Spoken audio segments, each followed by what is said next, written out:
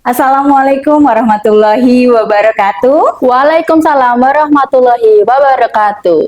Selamat datang di podcast Promkes Dinas Kesehatan Kabupaten Brebes. Podcast Promkes ini diselenggarakan bekerja sama dengan seluruh puskesmas yang ada di Kabupaten Brebes dan hari ini dengan Puskesmas Bulakamba yang ada di Kecamatan Bulakamba. Dan bersama saya, Ratna Juniati sebagai hostnya. Hari ini saya tidak sendiri, saya ditemani oleh seorang narasumber, dokter cantik, masih muda, dan juga pintar, tetapi sayang sudah punya orang. Selamat datang Dr. Pramudita Probosiwi. Silahkan dok. Halo teman-teman semua, selamat pagi. Saya Dr. Pramudita dari Puskesmas Bulakamba. Baik, terima kasih dok atas perkenalannya. Nah, teman-teman, hari ini kita akan membahas tentang HIV/AIDS, betul ya dok ya? Betul, Jadi, Mbak Ratna. topik pembahasan podcast hari ini itu tentang HIV/AIDS. Nah, sebelum kita kupas tuntas tentang HIV/AIDS, kita langkah lebih baik tahu bahwa apa sih HIV/AIDS itu? Oke, baik Mbak Ratna. Jadi perlu kita bedakan ya antara HIV dan AIDS. Jadi HIV itu Human Immunodeficiency Virus. Jadi nama virusnya, virus penyebab penyakitnya, namanya HIV ya. Sedangkan AIDS itu merupakan kumpulan gejala yang disebabkan karena virus HIV tadi menyerang sistem imun manusia. Kemudian muncul gejala. Nah, kumpulannya itu namanya AIDS, Acquired Immunodeficiency Syndrome, seperti itu. Baik, kalau secara singkatnya, kalau boleh saya simpulkan bahwa HIV itu virusnya, betul ya dok ya? Betul. Kemudian AIDS itu adalah kumpulan gejala atau penyakitnya?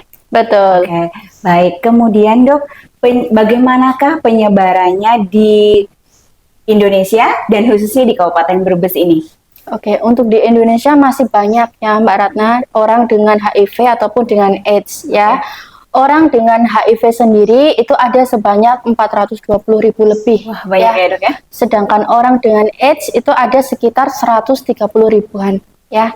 Dan untuk di Kabupaten Brebes sendiri untuk tahun 2023 ini hingga bulan Agustus kemarin itu ada penambahan kasus baru. Wah. Iya, yakni sebanyak 73 kasus yang terdiri dari 64 orang dengan HIV dan 9 orang dengan AIDS. Oke, baik. Kalau secara grafik dok, untuk di Kabupaten Brebes itu sendiri, apakah grafiknya setiap tahunnya meningkat atau bagaimana dok? Ya, pastinya meningkat ya Mbak Ratna. Cuma di luar sana itu banyak sebenarnya orang-orang yang tanpa gejala. Jadi sebenarnya banyak orang dengan HIV/AIDS itu banyak. Hanya mereka itu tidak dilakukan tes darah ya, sehingga mereka tidak terdeteksi. Ya, jadi ya mereka seolah-olah sehat karena nggak ada gejala seperti itu. Oh gitu. Baik. Kalau penularannya nih dok, penularannya tuh melalui apa saja sih dok? Gitu. Penularannya ya pastinya yang pertama melalui cairan tubuh ya, seperti darah, cairan vagina, cairan mani, cairan preejakulasi ya, itu yang pertama. Kemudian yang kedua penggunaan jarum suntik ya, jarum suntik yang bersamaan, berganti-gantian ya. Kemudian juga bisa penularan dari ibu hamil ke janinnya. Gitu. Nah, tadi dokter sudah menyinggung ibu hamil dengan HIV juga bisa menularkan. Apakah selalu bisa seperti itu dok? Misalkan ibu hamil dengan HIV/AIDS pasti akan melahirkan anak dengan HIV/AIDS juga gitu. Apakah seperti itu dok?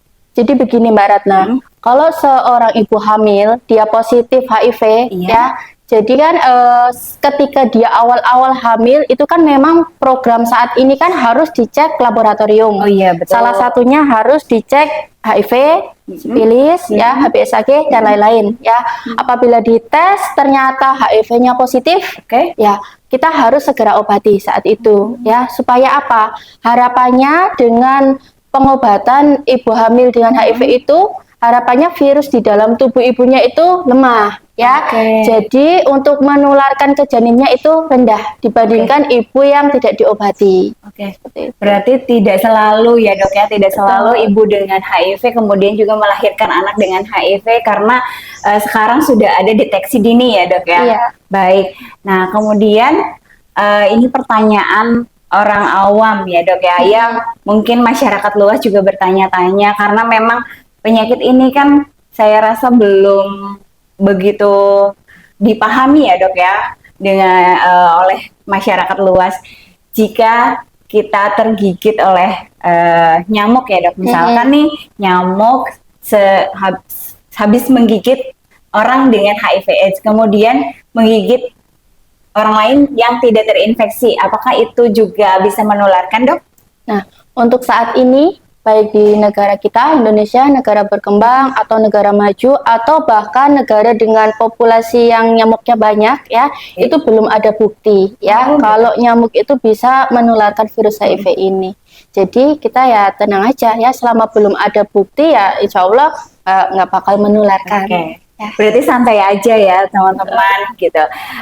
Oke, ini agak nyerempet lagi nih dok pertanyaan selanjutnya. Apakah berciuman dengan orang dengan HIV juga memiliki resiko tertular HIV gitu dok? Tergantung ya, berciuman yang seperti apa. Kalau hanya mencium pipi, saya kira aman ya. Kemudian kalau berciumannya antara bibir dengan bibir, hanya saling menempel sih, juga nggak masalah ya. Nah, yang bermasalah apabila berciumannya itu hingga menimbulkan luka atau sampai keluar darah ya, atau ada luka di bagian gusi atau mungkin mulut ya. Nah, itu yang berisiko untuk tertular. Oh, berarti jangan keras-keras ciumannya gitu ya dok ya? Iya betul. Iya, oke, baik dok. Nah tadi sudah membahas tentang cara penularannya, kemudian ketakutan-ketakutan yang ada di masyarakat ya dok. Nah gejala-gejala orang dengan HIV/AIDS itu seperti apa dok? Gejalanya ya, jadi gejalanya itu masing-masing Mbak Ratna, tidak spesifik ya. Baik dok. Nah ini kita membahas ke bagaimana sih penularannya HIV/AIDS ini dok?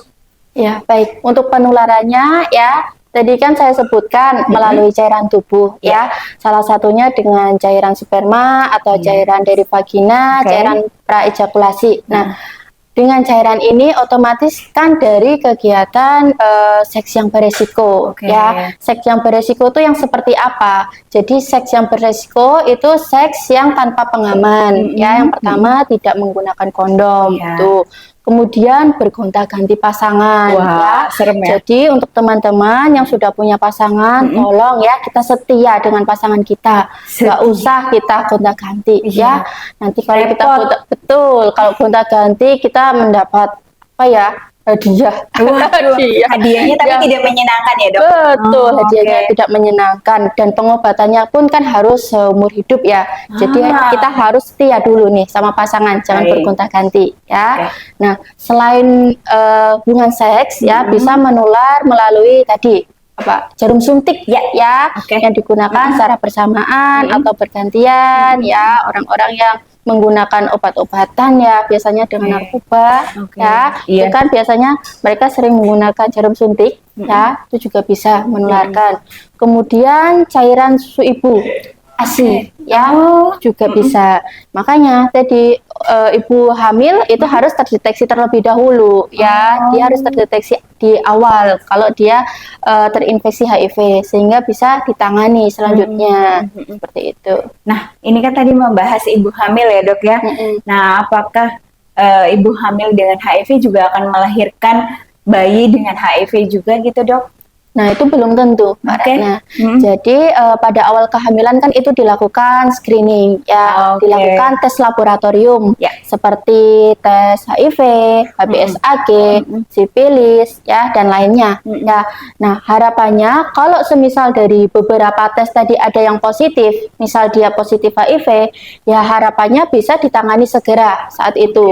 Jadi, seorang ibu itu harus dilakukan pengobatan, ya, apabila HIV-nya positif. Dengan kita mengobati HIV pada ibu hamil, harapannya virus di dalam tubuh ibu hamil itu semakin lemah. Ya, dengan virus yang lemah, yang sedikit, harapannya apa? Penularan ke janinnya itu juga rendah. Seperti itu. Jadi belum tentu ibu dengan HIV anaknya pasti HIV itu belum tentu. Banyak sekarang ibu dengan HIV itu anaknya tuh sehat, ya bisa beranak banyak, tuh banyak. Oh banyak ya, Dok ya. Baik.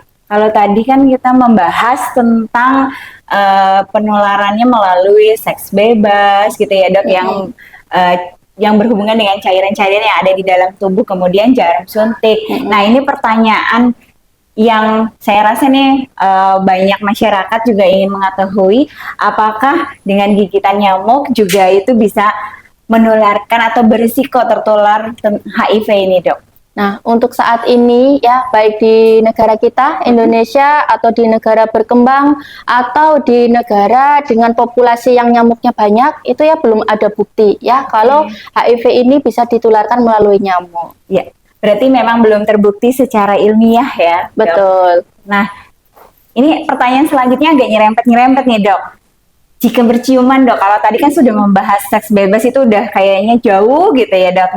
Nah ini kalau karena kan ngapunten orang pacaran atau apa pasti adalah gitu cium-ciumannya. Nah, karena kan tidak barangkali gejala-gejala itu belum diketahui, tetapi di dalam tubuh mungkin sudah ada virus itu, apakah dengan berciuman itu juga memiliki resiko untuk tertular gitu dok? Nah, tergantung ciumannya seperti apa. Kalau hanya ciuman cipika-cipiki pipi kanan pipi kiri sih saya kira aman ya. Kemudian kalau hanya berciuman bibir ketemu bibir menempel aman ya. Aman ya dok. Yang tidak aman itu apabila bibir ketemu bibir kemudian terjadi perlukaan ya, sampai menimbulkan luka atau mungkin keluar darah baik dari bibirnya atau dari gusi. Nah, itu yang beresiko untuk menularkan HIV tadi. Berarti jangan sampai ada luka ya dok ya? Betul. Baik. Nah, tadi kan sudah membahas tentang penularannya, yang saya rasa mudah-mudahan teman-teman bisa menambahkan wawasannya. Dan kita ke selanjutnya nih dok. Gejala apa saja sih dok yang terlihat atau terdeteksi dari seorang dengan HIV ini dok? Gejalanya ya, jadi gejalanya itu sebenarnya tidak spesifik Mbak Ratna gitu. Ya. Jadi begini, kalau semisal hari ini saya terpapar nih ya, misal virus HIV masuk ke dalam tubuh, saat ini tuh nggak akan muncul gejala apa-apa. Jadi tergantung dari sistem imun. Pertama, ketika sistem imunnya bagus, ya oke, nggak akan timbul gejala, nggak akan terinfeksi saat itu juga.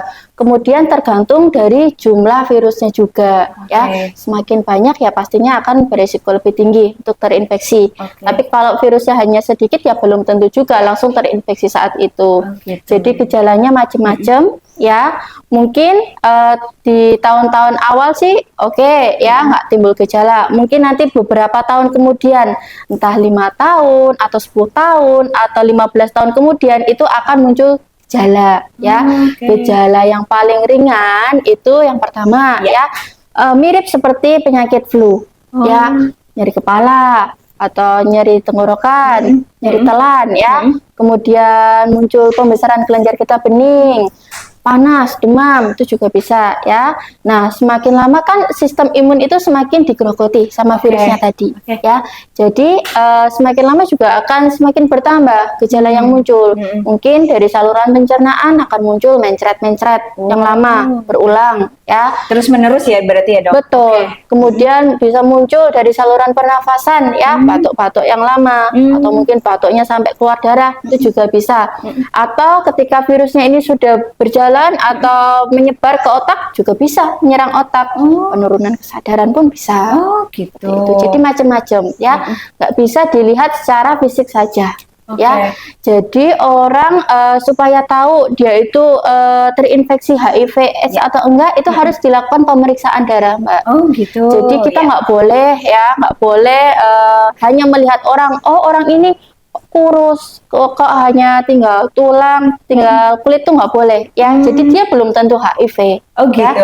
Dan sebaliknya juga orang yang cantik, gagah, kemudian ganteng atau cantik itu juga belum tentu dia tidak terinfeksi HIV.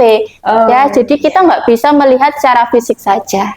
Berarti memang ketika gejala yang terlihat secara fisik itu bukan suatu diagnosa atau bisa ditegakkannya diagnosa bahwa seseorang ini dengan HIV gitu ya dok ya. Baik.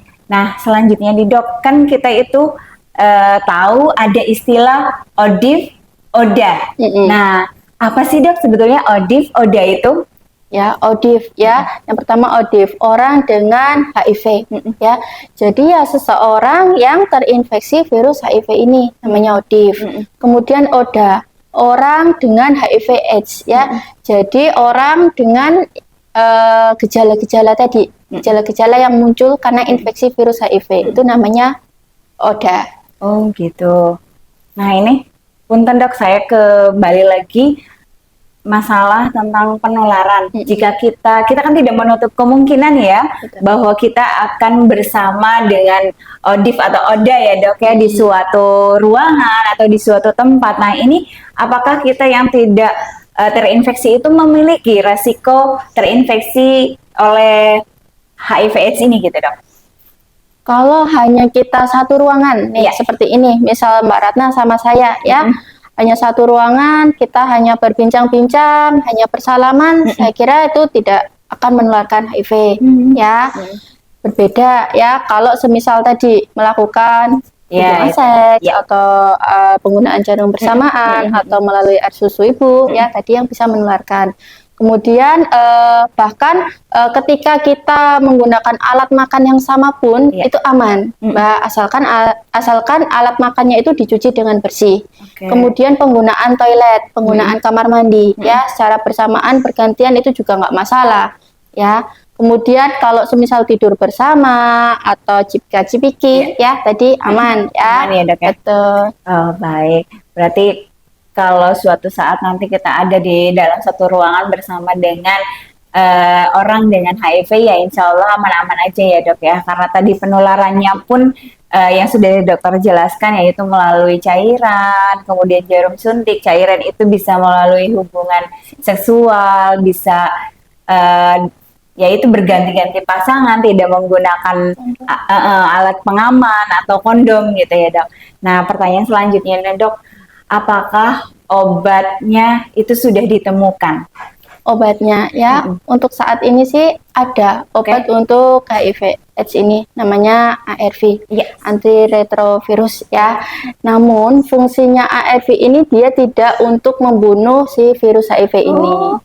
Dia fungsinya hanya untuk menekan virusnya. Jadi virus yang ada di tubuh itu harapannya lemah ya. Dengan virus yang lemah ini dia tidak berkembang biak harapannya. Ya, jadi ARV ada, ready ya, bahkan di puskesmas di Brebes pun ada ya. Jadi buat teman-teman ya, yang misal yang pengen tahu nih mau tes ya, mau tes itu. Baik dok, nah tadi kan kita sudah membahas tentang penularan dan juga gejala-gejalanya ya dok ya. Nah jika seseorang memiliki gejala-gejala yang sudah tadi dokter Dita sampaikan, kemanakah harus berlari, kemanakah harus memeriksakan diri gitu dok? Silahkan dok dijelaskan dok. Ya, baik Mbak Ratna. Jadi sekarang tidak harus ke rumah sakit ya. Untuk di Brebes itu di puskesmas pun itu ada ya yang melayani pemeriksaan HIV/AIDS ini atau pemeriksaan IMS. Ya, saran saya tidak hanya orang yang bergejala saja ya. Jadi mungkin apabila teman-teman ya merasa saya ini beresiko bergonta-ganti pasangan ya, kemudian saya pengguna alat suntik ya, saya sering berganti-gantian penggunaan alat suntik ya, maka saran saya ya lakukanlah tes ya. Tes HIV ini atau tes IMS ya, bisa di puskesmas Bulakamba pun bisa saat ini dilakukan ya. Kemudian selain di puskesmas biasanya juga petugas kesehatan melakukan VCT mobile ya, mereka berkeliling mencari tempat-tempat yang sekiranya di situ banyak kumpulan orang-orang yang berisiko untuk mungkin melakukan hubungan seks atau mungkin berisiko lah di situ muncul orang dengan HIV/AIDS itu biasanya ada yang berkeliling ya. Jadi kita aktif petugas kesehatan itu seperti itu.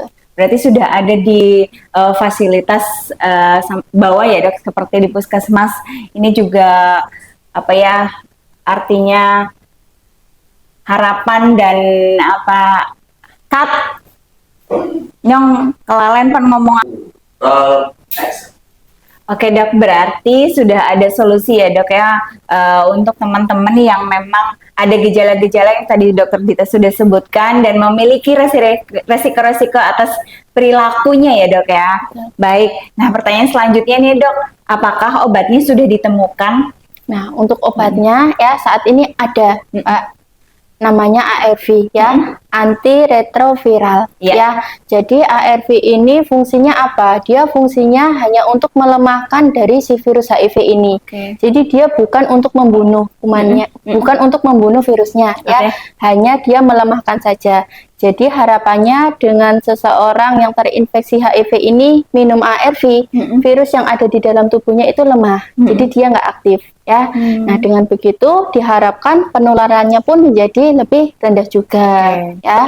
Nah, untuk pengobatan ARV sendiri ya, ARV saat ini di Brebes bisa didapatkan di puskesmas pun ada ya, di puskesmas kita pun ada, di Bulakamba ada ya, kemudian di rumah sakit juga ada ya. Nah, jadi untuk teman-teman ya dengan ODIF atau ODA, kalau semisal merasa belum diobati ya, monggo bisa datang minimal ke puskesmas ya, sudah ada, sudah ready ARV-nya ya, dan pengobatannya harus seumur hidup.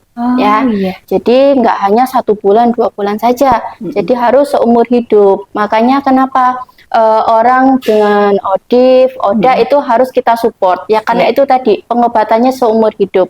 Yang namanya orang minum obat seumur hidup pastinya kan ada rasa bosan. Betul. Biasanya kita pasien-pasien dengan HIV/AIDS kita konseling ya, ketika sudah sebelum dilakukan tes kita konseling, setelah dilakukan tes kita juga konseling lagi dengan hasilnya. Semisal hasilnya positif ya, terinfeksi HIV, biasanya kita edukasi. Edukasi untuk memberitahu pasangannya mau atau enggak ya. Dengan memberitahu pasangan ya atau keluarga yang tinggal bersama, harapannya itu bisa membantu pengobatan dari orang dengan HIV/AIDS tadi ya. Jadi untuk support system lah ya, mensupport selalu biar gak bosen, biar selalu rutin minum obatnya seperti itu. Jadi memang selain pengobatan yang dilakukan secara medis juga butuh support system dari orang-orang di sekitarnya ya dok ya, terutama keluarga ya. Nah, baik dok. Untuk selanjutnya, pertanyaan selanjutnya dok, bagaimanakah pencegahannya agar kita tidak terinfeksi oleh HIV ini dok? Oke, teman-teman semua ya, agar kita tidak terinfeksi, tidak tertular virus HIV ini ya, yang pertama ya, kalau kita belum menikah ya kita jangan coba-coba melakukan seks bebas ya, kita tahan dulu ya, nggak usah pacaran, terus ya nggak usah coba-coba dulu lah ya, untungnya apa buat kita? Nggak ada ya, justru hanya akan menimbulkan penyakit, menimbulkan dosa. Itu yang pertama. Kedua, ketika kita sudah punya pasangan ya kita harus setia dengan pasangan kita, satu saja ya, nggak usah bergonta-ganti ya, cukup satu ya dok ya. Betul. Yang ketiga, apabila kita sudah tahu pasangan kita atau misal kita ini terinfeksi HIV ya kita harus menggunakan pengaman, semisal melakukan hubungan seks, salah satunya menggunakan kondom ya. Tuh. Kemudian kalau kita sudah tahu nih teman kita atau semisal kerabat kita, saudara kita atau mungkin kita sendiri terinfeksi HIV ya kita harus wajib untuk minum obat itu rutin ya. Jangan bosan ya. Harus tetap semangat, harus tetap diminum obatnya setiap hari ya. Terus kalau semisal itu terjadi di keluarga kita atau teman kita ya kita harus mensupport mereka ya, biar mereka rajin patuh minum obatnya ya. Kemudian kita sebagai nakes juga harus banyak-banyak menyebarkan informasi mengenai HIV/AIDS ini ya. Soalnya kalau masyarakat biasanya kan mereka mencari informasi melalui internet ya, googling, takutnya salah informasi ya. Jadi kita sebagai nakes ya harus memberikan informasi yang benar ya, apabila mereka mendapat informasi yang salah, mungkin dari mana, internet atau mana lah ya, seperti itu. Siap, baik. Terima kasih dok atas penjelasannya. Mudah-mudahan teman-teman yang menonton ini bisa menambah wawasan, kemudian jadi ladang pahala dokter Dita dan kita semua yang mendukung podcast ini. Kemudian sampailah kita di closing statement ya dok. Silahkan Dokter Dita barangkali ada kesan dan harapan untuk masyarakat luas disampaikan. Ya, untuk teman-teman semua ya, khususnya masyarakat Brebes ya, apabila kita sadar ya bahwa perilaku kita itu perilaku yang berisiko ya, jangan takut untuk melakukan tes HIV ya. Kemudian apabila kita atau ada saudara kita atau mungkin ada kerabat kita yang dengan HIV/AIDS, ayo kita dukung pengobatannya, ayo kita support selalu ya, supaya mereka tetap melakukan pengobatan, tetap patuh ya, supaya hidupnya tetap bermanfaat.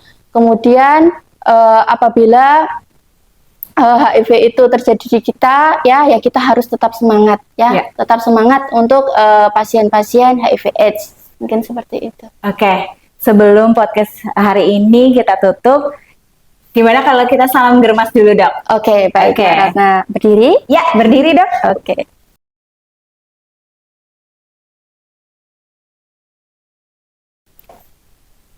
Salam germas, sehat, bugar, produktif. Cegah stunting itu penting. Manene selamat, bayine sehat.